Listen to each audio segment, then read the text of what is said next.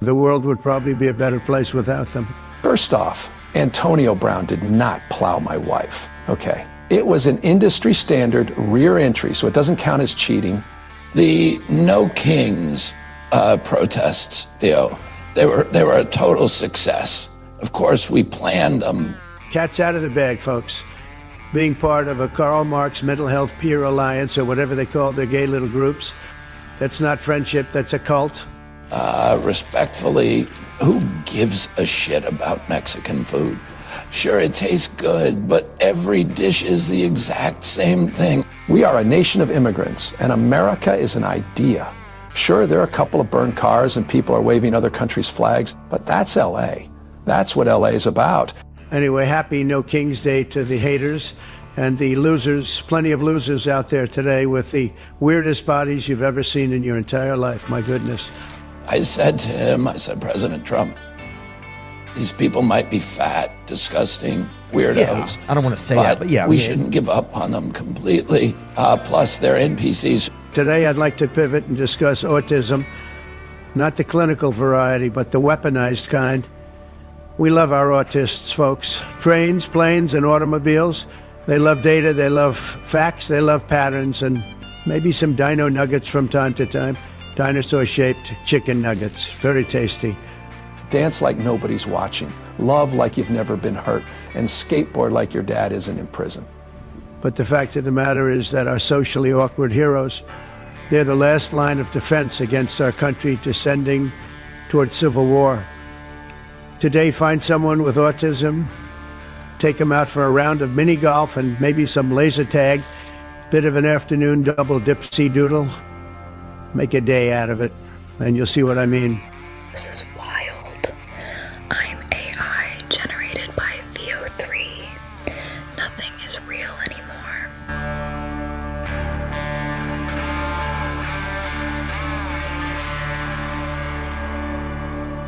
In a world flooded with paper promises, gold has been a consistent truth. It's held its value for thousands of years, and today, with everything shifting, the demand for gold is climbing fast. The BRICS nations are now signaling plans for a basket of gold-backed currencies, challenging the dominance of fiat money worldwide. That's why I think OPWEF Explorations is a company that should be on your radar. They're exploring for high-grade gold in Quebec's legendary Abitibi gold belt, one of the most productive gold regions on Earth. Their properties are surrounded by some of the biggest gold mines in Canada, and right now they're launching a tremendous new exploration program, a major step in unlocking their potential. Listen, no one can predict the future, but these are the kinds of projects that have built real wealth when the timing aligned. If you're someone who believes in the timeless value of gold and sees where the monetary system is heading, OPWEF, trading on the OTC market under ticker OPWEF at just 11 cents per share, is worth looking into. You can learn more at the link down below.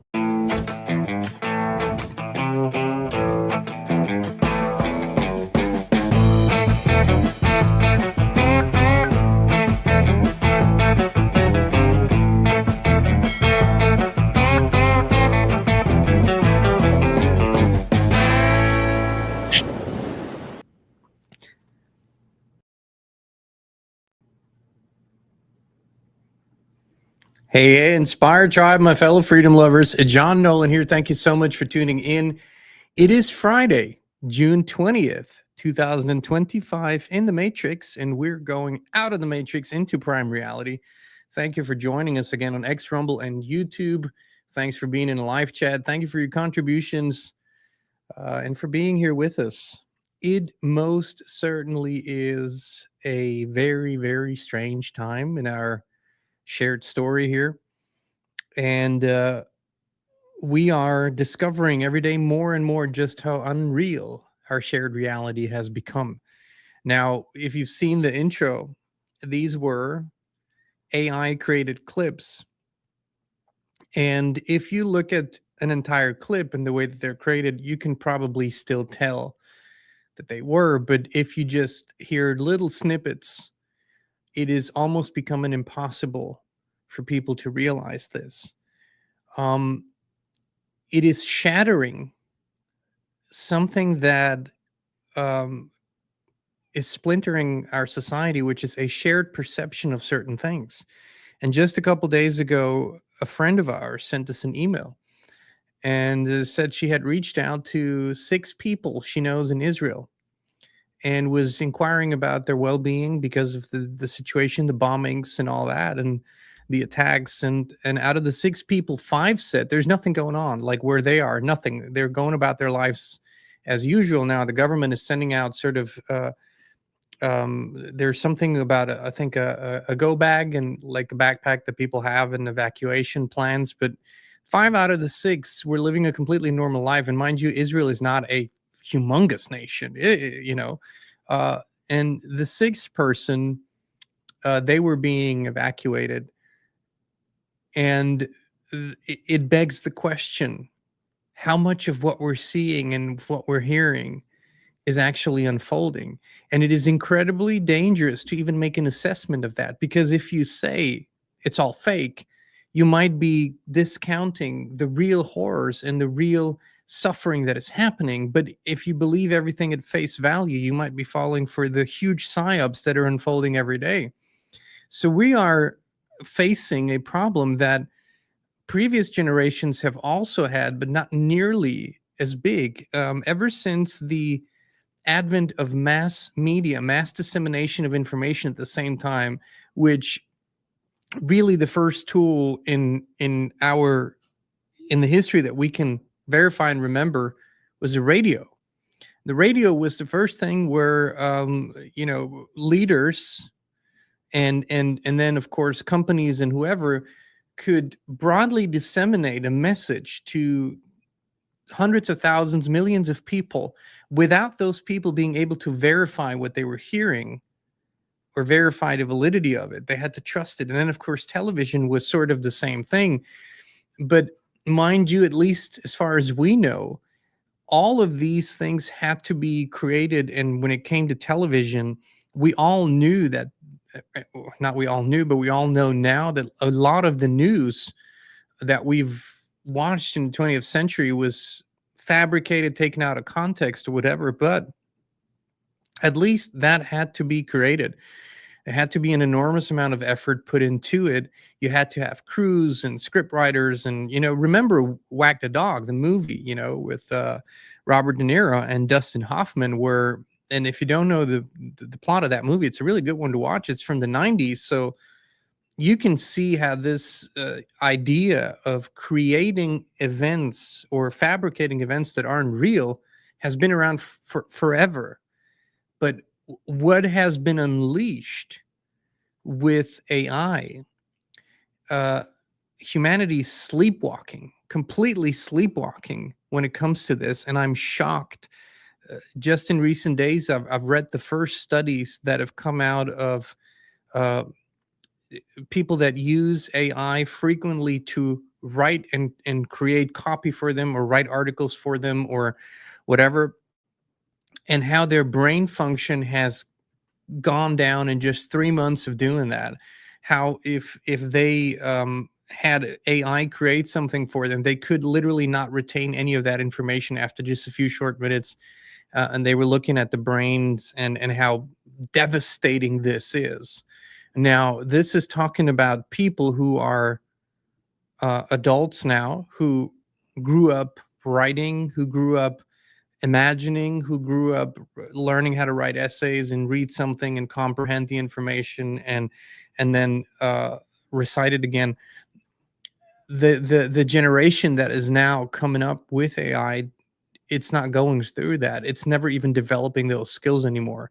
And so you already have a generation that will be void of any discernment and also not interested in discernment. It doesn't matter to them. The veil between what we call shared reality, which is a shared or similar perception of certain shared facts that we all see in the world and in the world around us. They are not interested in that anymore. What they're interested in is only their own experience and making it as comfortable as possible. Facts and truth matter less and less.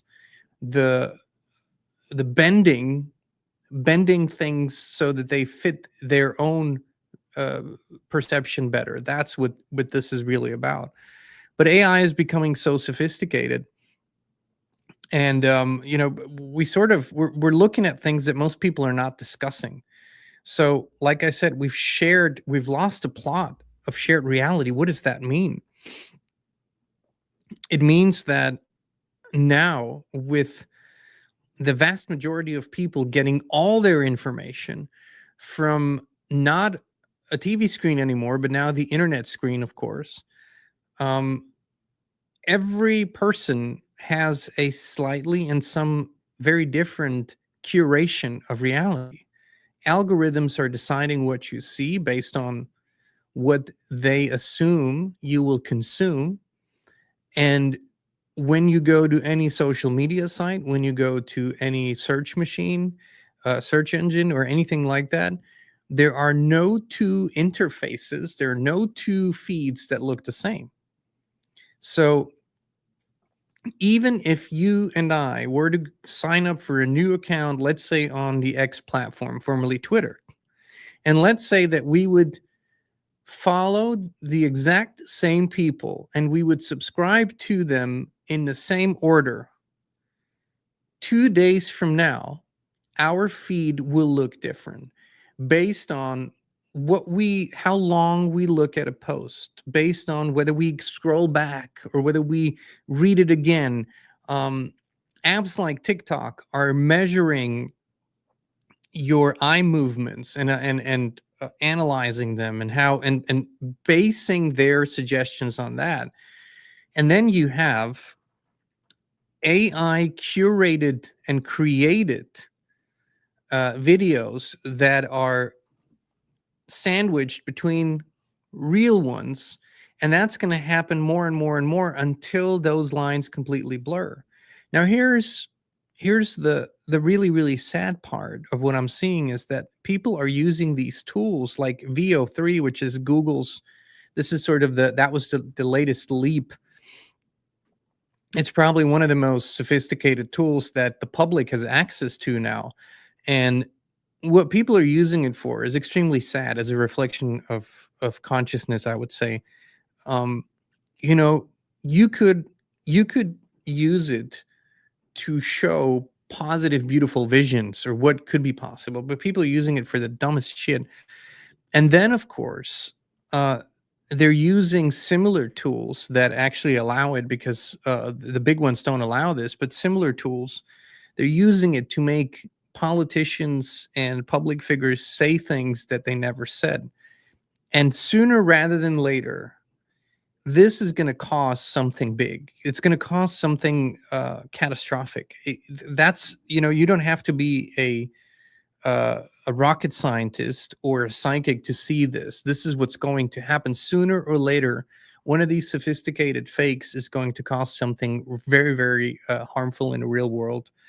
And it's probably going to be the catalyst for big restrictions on the internet, digital ID requirements, and stuff like that. But what I'm really more concerned about than even that, because that's what we knew a long time ago. We knew those things were coming to the internet. We knew that's where they wanted to bring everyone. What we couldn't imagine was how AI was going to insert itself into it and how impactful AI was going to get in a very short period of time. I couldn't imagine it. I had an idea, but I simply couldn't imagine what was coming.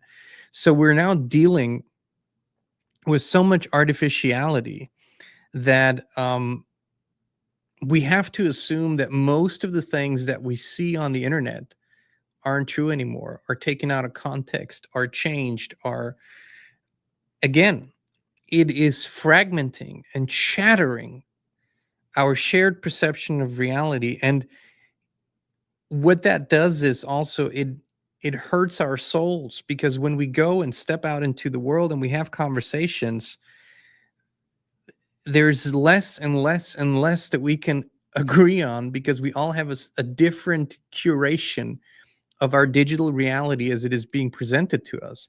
Now, to those generations who've been around for longer, it's going to be much easier to step out of it and go, I'm not playing. But mainstream society is sleepwalking into a complete catastrophe. And you know, this is not an exaggeration. And I've said this before. Christine and I have we watched a British series, a drama series called The Capture, which was created in the late 2010s, I believe, up to 2020. I would encourage everyone to watch that show. It is extremely eye-opening as to how this was used, because you know these shows are produced for a reason, and how we're sure this is being used only in a much more sophisticated way. So, you know, we are in a pretty problematic place, I would say. Excuse me, I lost my mouse here. And like I said, if this is what is available to the public, and I would encourage you at least give some of these tools enough of a try so that you get an idea of how they work. And this is, you know, when people say, I don't want to have anything to do with it, I don't want to have anything to do with AI, that is an illusion. You are right here on an AI platform. YouTube is completely AI run. It's run by AI driven algorithms. It's analyzing what you're watching, how long you're watching it, what you're clicking, what you're commenting, what your name is, everything. And it is curating it for you. So you are interacting with it. And, you know, that is what it is. But I would encourage everyone to be a researcher. And a researcher has to come from a place of natural curiosity and balance. A researcher has to be balanced first so they can, as objectively as possible, do their work. And so when you go and test these AI tools, the video tools, the photo tools, the text creation tools and whatnot, see how they operate.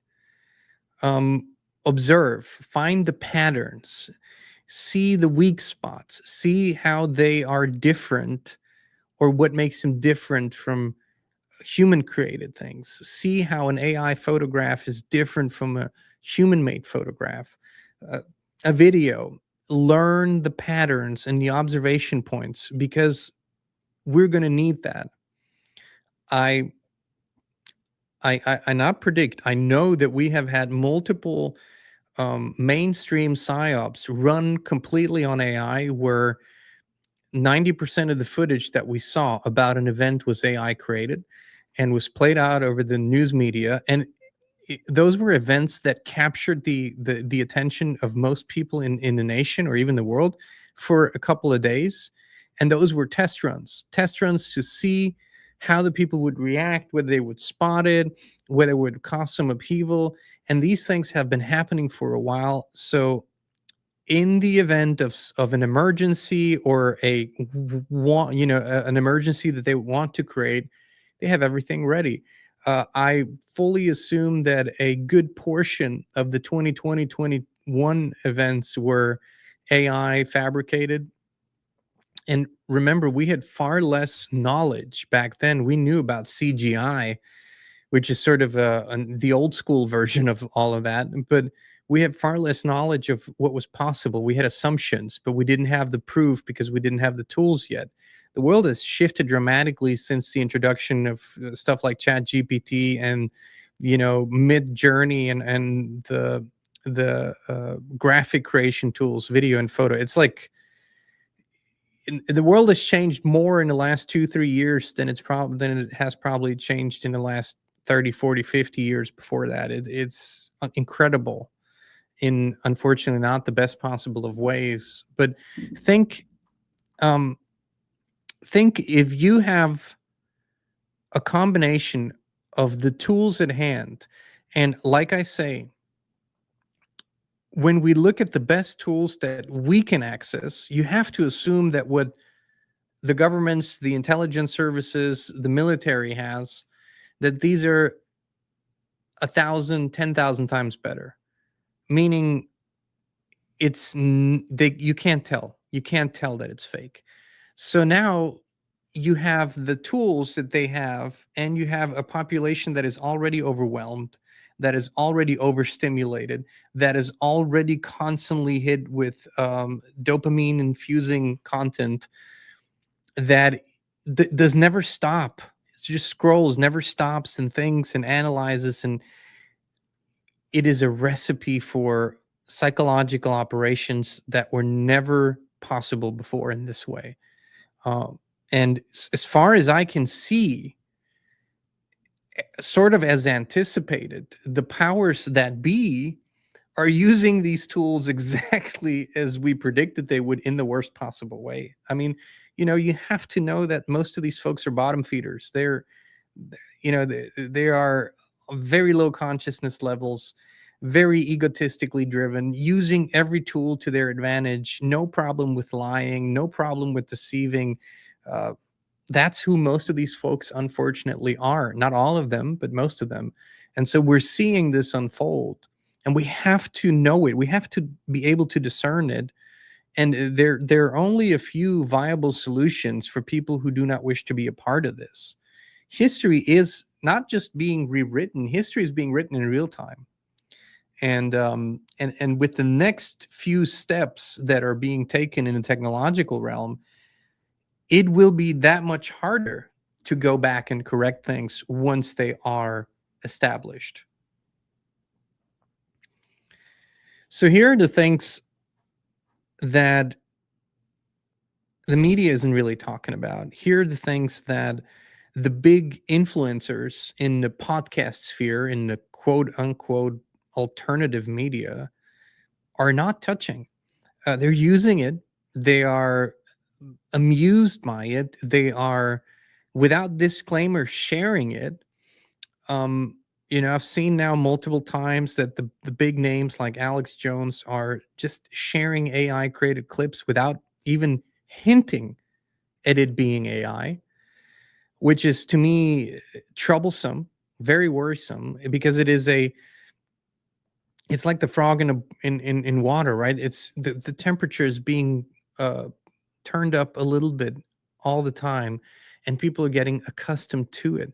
So the implications are that we see protest footage from countries that we have no connections to. Let's say, I don't know, Tajikistan. Okay, who knows somebody in Tajikistan?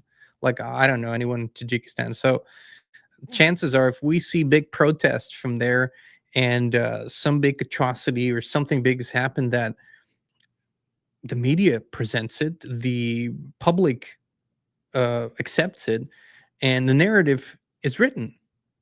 Now, how easy would it be to fake a huge violent protest in a country nobody knows anyone in? And some people might know, but most of the people don't. They wouldn't even be able to find it on a map, know who their political leadership is, or anything else like that. But it would create an atmosphere if that atmosphere is wanted. And it's so easy to create. This was possible before AI, but now you can create the emotional moments without limits at all times, 24/7. You can flood the TikTok sphere of leaked footage and all of the above. And this is happening. And we are coming to the point where we can no longer verify things unless we are there. In my experience, and I've been working with the media, mainstream media, since I was about 8-9 years old. I grew up being on stage and being in sports, and all the stage stuff, all the music stuff and everything was always connected with media. And I've done God knows how many interviews. And once I got a little older, I did something that journalists didn't like, but I had them send me a copy of their article before it went out. And I said, I'm not for me to spin whatever you wrote, but just to check the facts. And even though I did this, once something was printed, I haven't experienced a single time where the media got the facts right, even though I proofread it and I corrected it, and they still got it wrong when it went into print. So there's already this factor that is way before AI, right?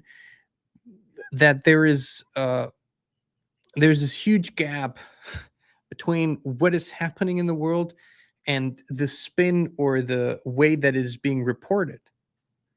But now we have to slowly but surely start assuming that everything that we see, we have to first doubt it. We have to first doubt that it's even real.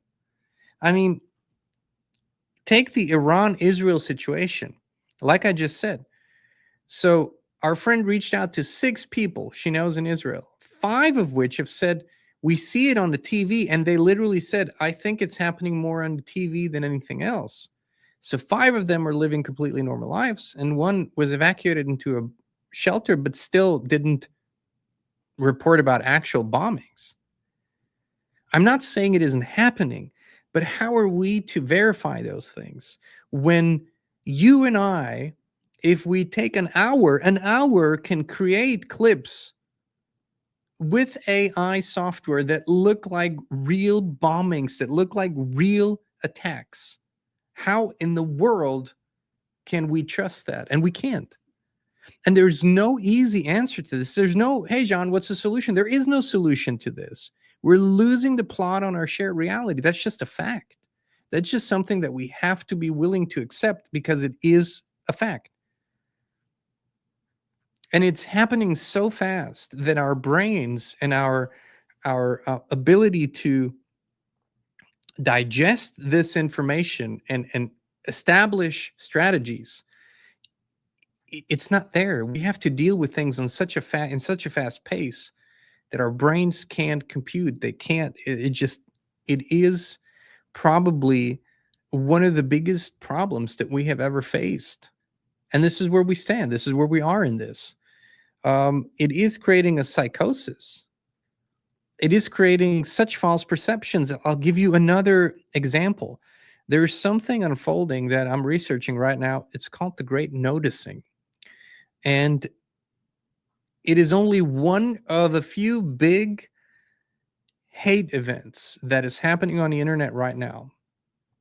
First, I will tell you that I've seen an uptick, an enormous uptick of the most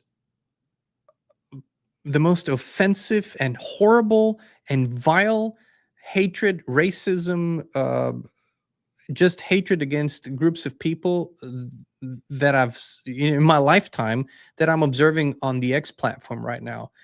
I mean, accounts with huge followings, and they're literally full-on hate against a certain group of people, whether it's based on the color of their skin or their religion or their ethnicity. And when I go and when I check out these accounts and when I look at what's unfolding there, yes, there are real haters on there.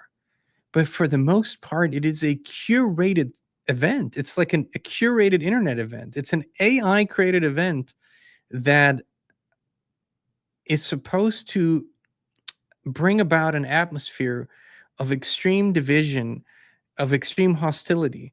And here's where the psychosis comes in.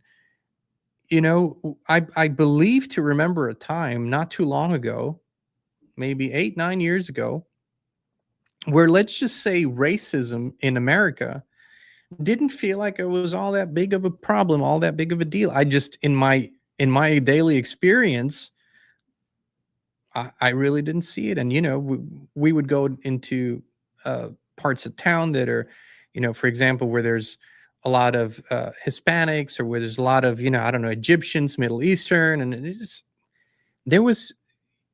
I didn't feel an atmosphere of racism.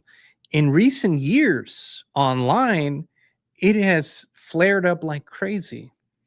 So I think it is actually birthed on the screens, and it is then being projected onto our reality once again, because people see this. They watch this on their TikToks, on their Instagrams, and they think this is what's happening. And so they are being divided once more into groups. Not to say that there isn't real racism. I'm just saying it seems to have become a far smaller problem than it maybe used to be. And we're having these cognitive dissonance events constantly now, where we don't know what is real anymore. And that is exactly what is wanted, because it creates confusion, insecurity, passivity. You just want to step back. You just want to step out of it. You don't want to get involved in it. That's exactly what's supposed to happen for people with a pure and good heart. And for everyone else, they're supposed to scream and shout and be upset about something, be offended. And boy, is AI being used in the worst possible way to do that. So, as always, there is no visible solution to me on the AI front. This is not going away, folks. This is not even close to going away. This is going to get way worse. That's the momentum as it is unfolding. And anyone who says otherwise, I would love to see what you base it on other than unicorns and rainbows, because it's so fast. I didn't even know that it was possible to create tens of thousands, maybe hundreds of thousands of websites in such a short period of time that would provide such a variety of AI tools. But it's apparently a very sophisticated rollout, and it's happening exactly as I thought it would, where AI doesn't come through the government door. It doesn't come through surveillance and control. It comes through convenience and comfort, and how to make money faster, how to outsource all your tasks to AI. It comes through that, like always. And there is currently no visible path. But if you know this, if you see this, you can make different choices. And like I've said before, I believe that our time together, all of our time on what we might call mainstream internet, mainstream platforms, it might be a few more years, but it is coming to an end. We won't be able to tolerate what's happening there any longer, or we won't be tolerated there any longer. It's one of the two, and I assume it probably will be both. So the solutions are that we have to come back to the human-to-human contact. You know, I will say that I appreciate the ability to make a video call and call my folks and, talk to people on the other side of the world and see them. I know it is mimicking telepathic capability that we all have, but for the time being, I appreciate that tool. But it doesn't replace being together. It doesn't replace sharing a space. It, as woo-woo as this sounds, but it doesn't replace feeling each other's aura. It doesn't replace giving a hug and receiving a hug.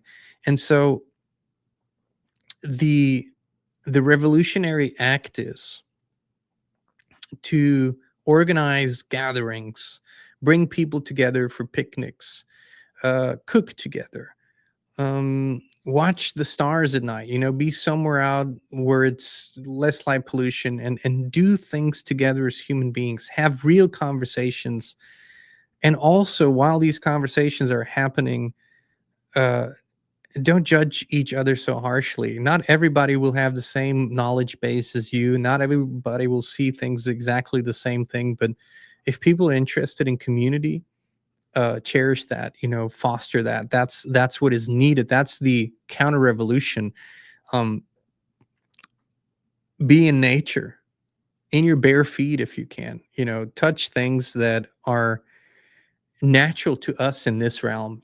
We've discussed at length that this is also somewhat relative, but nobody can tell me that it feels better to be in a concrete box somewhere in a huge city on the 70th floor compared to have your feet in the grass and hear the birds sing. It's just, I don't think it ever compares. Screens are already showing us illusions, but I'm still real. I'm still real coming to you here. There's nothing AI about me. But I will say that I can't guarantee that at one point, what I say into this microphone here won't be the same thing that comes out of your speakers. I can't say that because the technology is there to make it happen in real time. And if somebody was invested enough, it would be possible. And I can't discount that. I can't just say, oh, this probably won't happen here. It might. it might not be me, but it might be Joe Rogan or whoever reaches a lot of people. And to be fully reliant on that is a very, very dangerous thing. As cliche as it sounds, but choose presence over pixels, my friends, wherever you and whenever you can. I think this is extremely important. We've been advocating for people to come together, and if it's just for a coffee chat, I mean, pick a coffee place or someone's house, get together, have a cup of coffee or tea, and chat and talk and share. And it almost makes me sad when people reach out and say, "How do I connect with others?" Well, I think it's part of our very fundamental human capabilities that we can easily connect to others, that we can establish a connection. And it's as easy as starting to talk to someone. Trust in the power of resonance, that what you send out truly does affect others and affects the right people, and come to real conversations. Specifically after the isolation of 2020 and 2021, there were two kinds of experiences that people had. Number one, those who got so accustomed to just the screen context, they became even more isolated from society, had even bigger barriers when it came to actually connecting with people in real life. And then there were the others who said, those are the worst 2 years of my life because there was so little connection. And they were going into full-on, much more community, started book clubs, gardening clubs, whatever. More people, more community, more groups, more togetherness.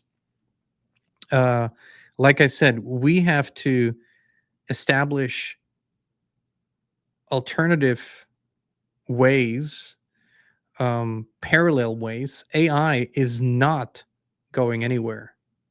This is only going to get more for the time being. All right. Well, if there are any questions, we're going to open this for a short Q&A here because we got a lot of emails. And people have questions about this upcoming retreat call after awakening. But anything that you're interested in asking, this is an open Q&A. You can ask anything. I might not answer everything, but if you have questions, please put them in all caps.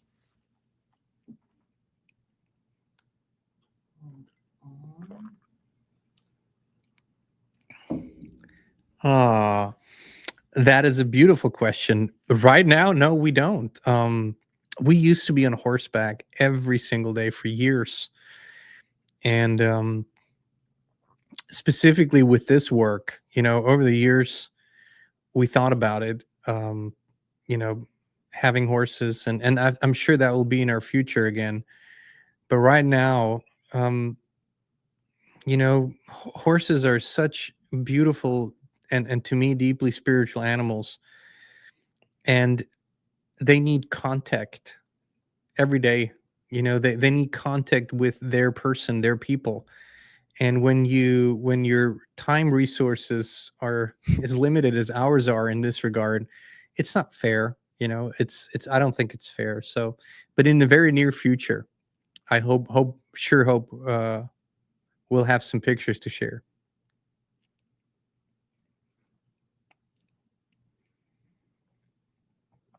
Is there a hack to turn the AI on our devices off? Yeah. Turn your device off. And even then, the truth about what we're learning really about AI is, I think this is being reverse engineered.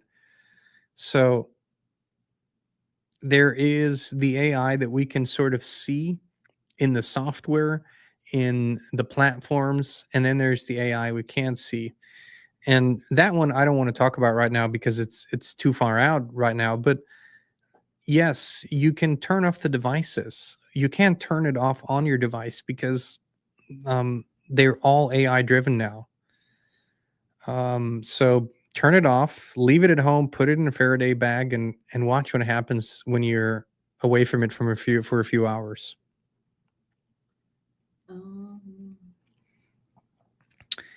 Charlotte, I'm interested in how children remember so much up until around 7 years old. Any info on why that is? You might have heard that, but children up until the age of 7 are in a completely different brainwave state. So basically, it's like it's almost like a hypnotized state of being. So their perception, their consciousness is in a completely different space.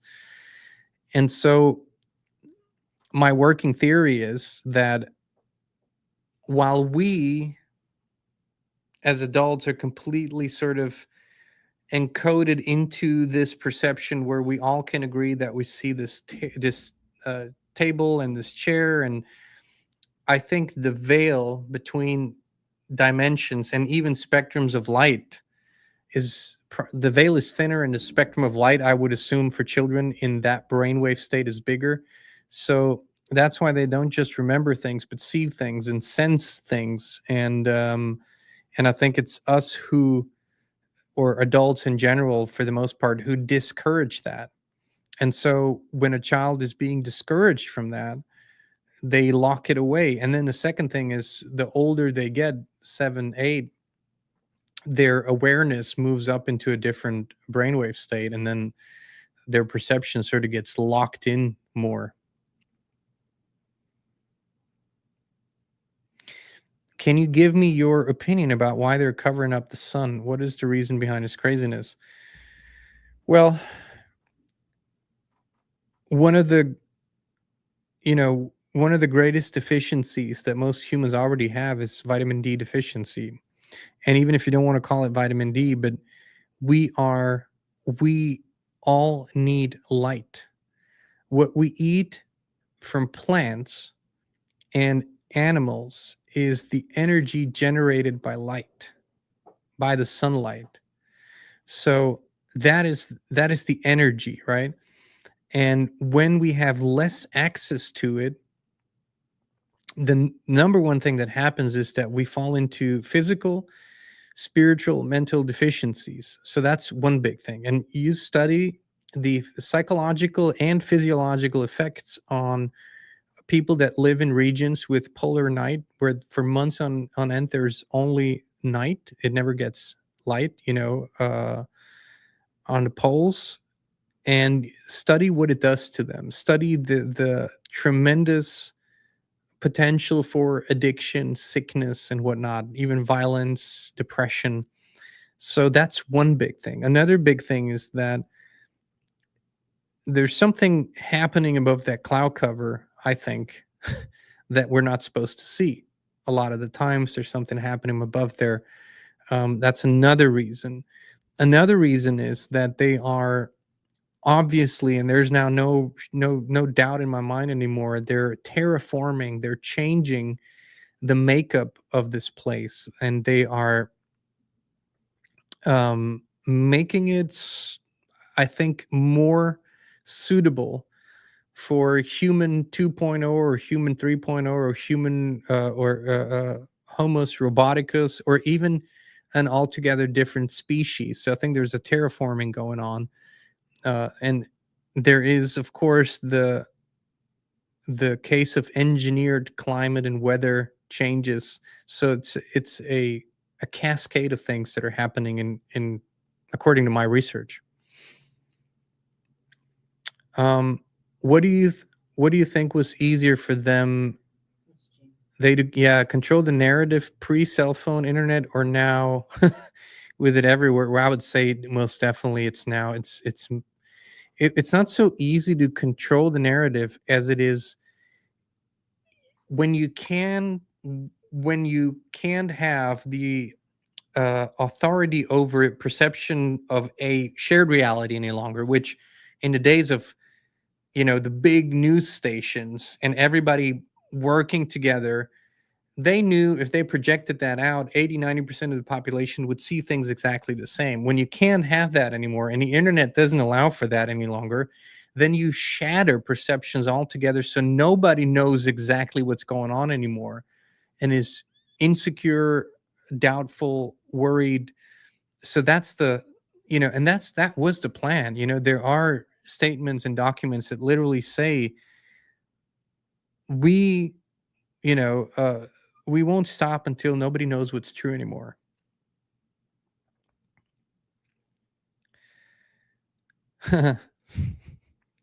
When will the chemtrails stop? that's one of those things. It's one piece in such a big puzzle, but I don't believe in giving up on anything.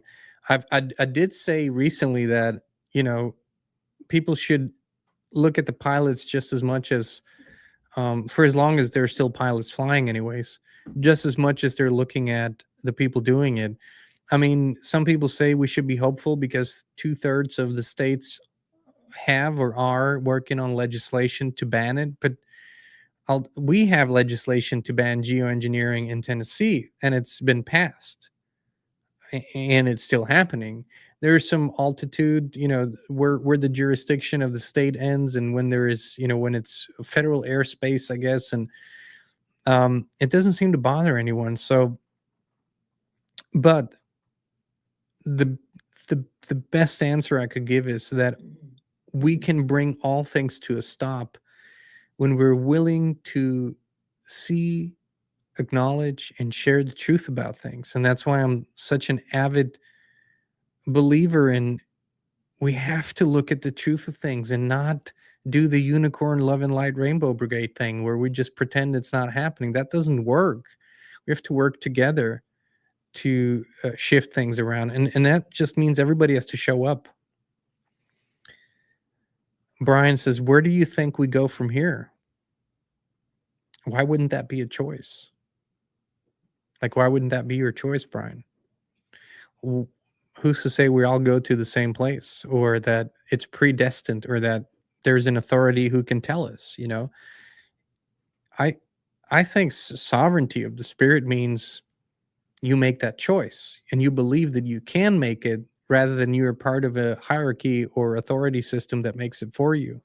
We've discussed this a long time ago. If you're talking about when we leave this earth, if you're talking about where do we go from here in with regard to where we are in the AI world, like I say, we have to return to what we can verify as true, to what is human to human, to what is natural to us. So whichever way you want to read that answer. What is FLFE? One of the most consequential and impactful services in the world today. And you're hearing this from someone who's a completely, you know, I'm a complete anti-tech guy. Always was growing up. I was never into those things, and, you know, always slow to work with technology.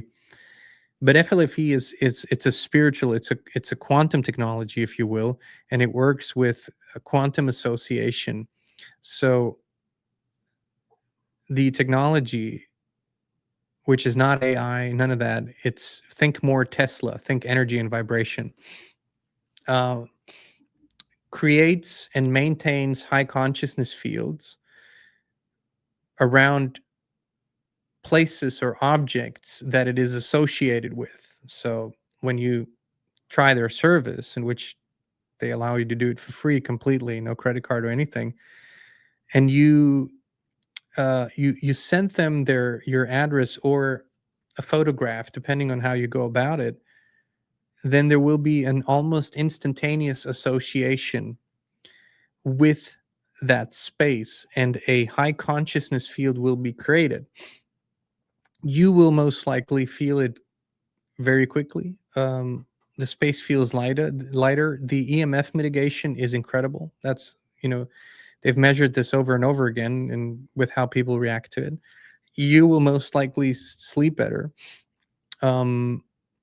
You will see that in time, sometimes very quickly, interaction in your home will become more harmonious. I'm not saying completely, but you will see it's a more peaceful environment, because they keep the field at the level of consciousness that is unconditional love on the Hawkins scale of consciousness.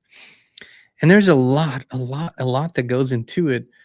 But if you go to their website, you can read all about it, about all the studies that they do, a tremendous amount of research. They have a top-notch research team, some amazing scientists. We just did an interview with Dr. Gary Schwartz on this, who's been in the field for 50 years, incredible scientist. And if you give it a try, you can experience it for yourself. If you go to highconsciousnessfield.com, just click start my free trial and you can have that experience.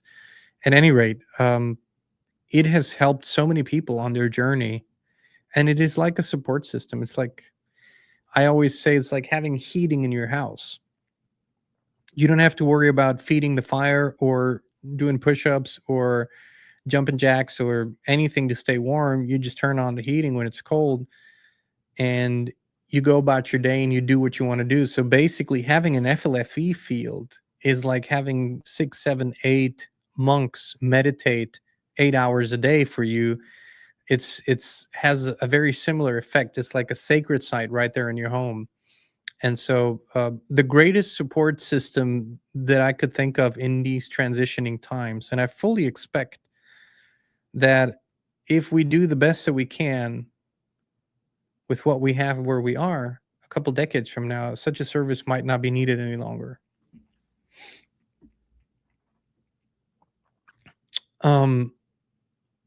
Does FLFE offer protection from AI? That I don't think that can be answered. What it most certainly does is, because you are at all times in a high consciousness field, your part of what happens is your discernment gets sharper. And if you consciously work with that field, like you meditate, you pray, you practice inner work, your own consciousness will raise too, which is the best protection, if you will, if you want to use that word against anything, is to rise above it.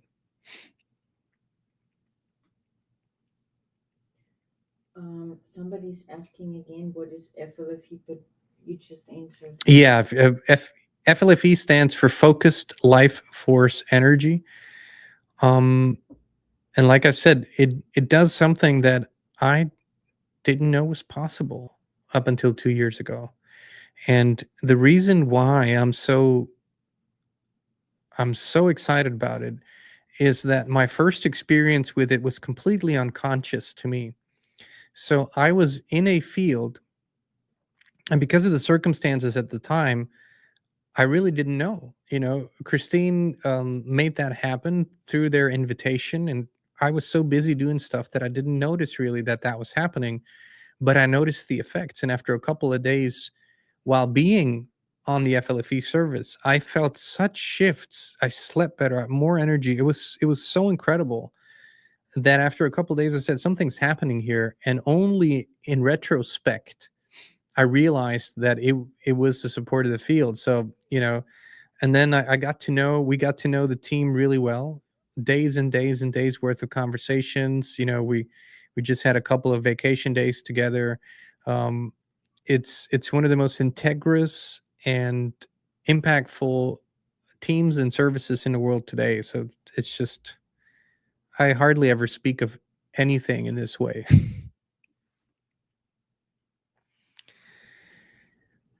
I arrived late for this transmission. I see signs everywhere of imminent blackout, EBS. Consequently, are you guys I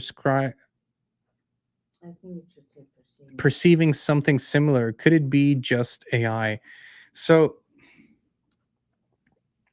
for the past 10 to 15 years, longer than that actually, but it's getting more and more. So this perception of something imminent, something big is imminent, something big is coming. I think we have to acknowledge that big things have been happening. They just haven't happened everywhere at the same time. But if you just think about the hurricanes, tornadoes, the floods, the storms, volcanoes, earthquakes, fires, just in the last few years, all over the world. And think about, if you've never been in a situation like that, what that means for the people who are in it. And some of our viewers are and have been in it.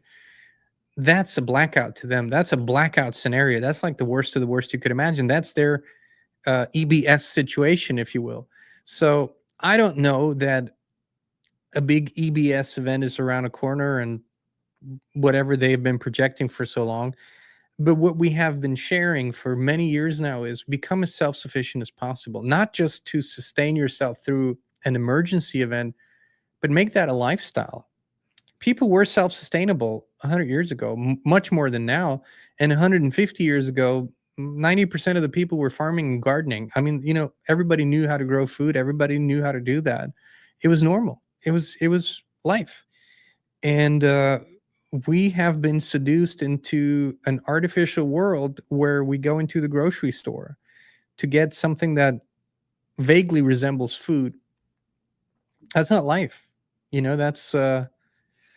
That's existence or survival. And so I would always recommend that people do something each day to shift their lifestyle towards self-reliance. Yeah, Bard. Bard says, what about the music industry and AI? Well, it was pretty bad before AI. Let me tell you that. But having been an artist and songwriter for many years,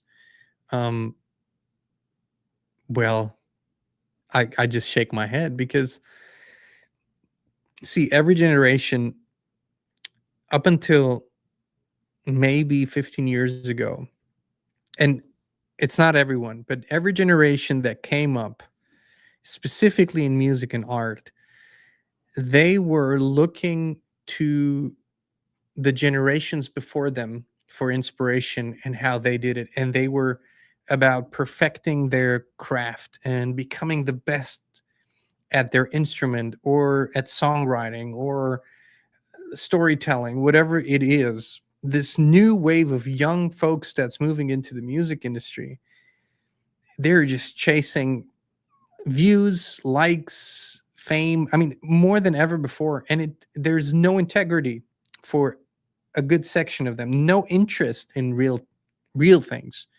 What gets me there the fastest? So that's sort of one aspect of it. The other aspect of it is that a lot of the writing and creating of music literally is outsourced to AI, which means that an entire profession, songwriters, are dying. The profession is dying. There used to be somewhere around 4,000 people in Nashville that made a very good, or at least a decent living off of songwriting. There's maybe a few hundred now. So that industry is dying, but I fully see a parallel music industry like everything else emerging, where people are going to have to sort of say, we are not doing this. Like we're literally, we're putting rules around this and say, we are agreeing to not do this, to keep it human. But the mainstream stuff that you're hearing, there's some real stuff there, but very, very little.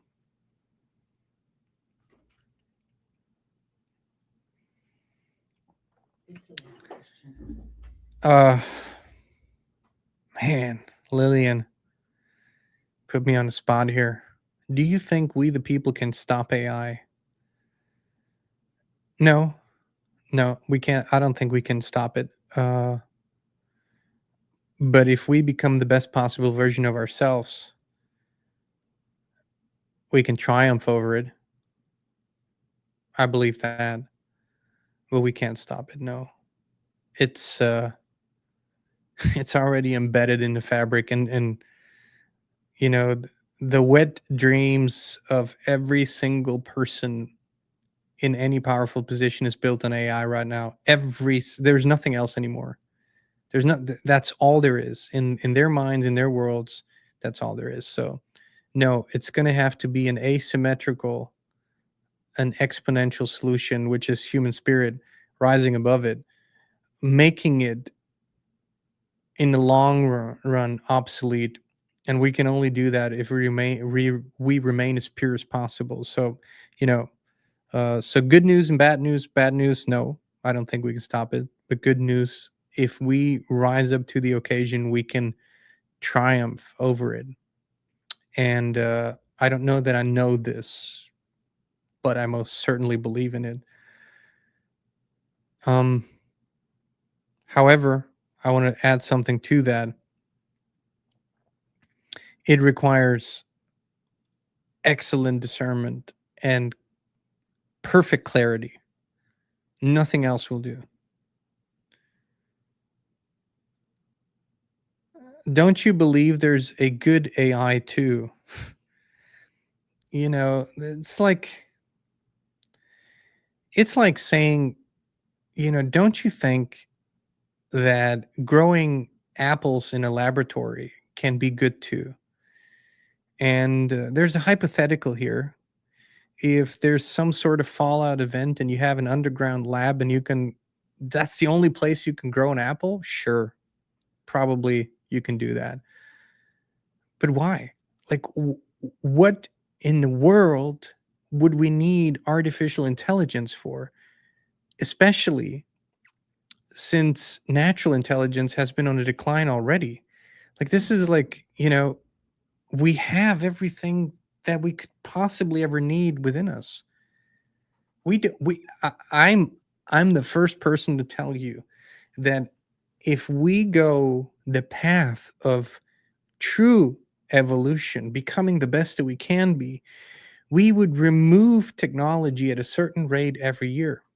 We would remove a certain percentage of technology, and we would arrive within a few generations at the bare minimum, because we don't need it.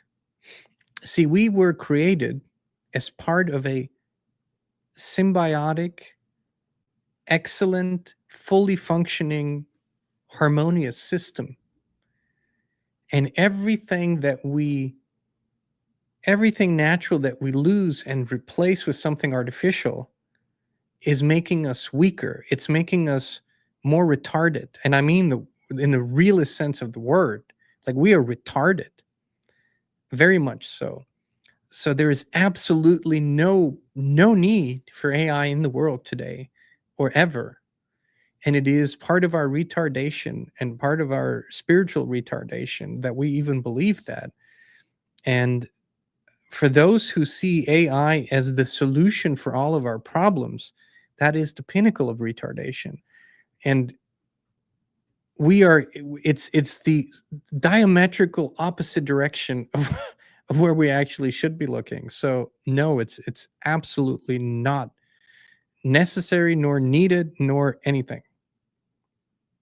All right, friends. I also wanted to say thank you for the many people who have already signed up for the After Awakening retreat, July 12th and 13th. Kristin and I are looking forward to it. We are plotting and creating and curating.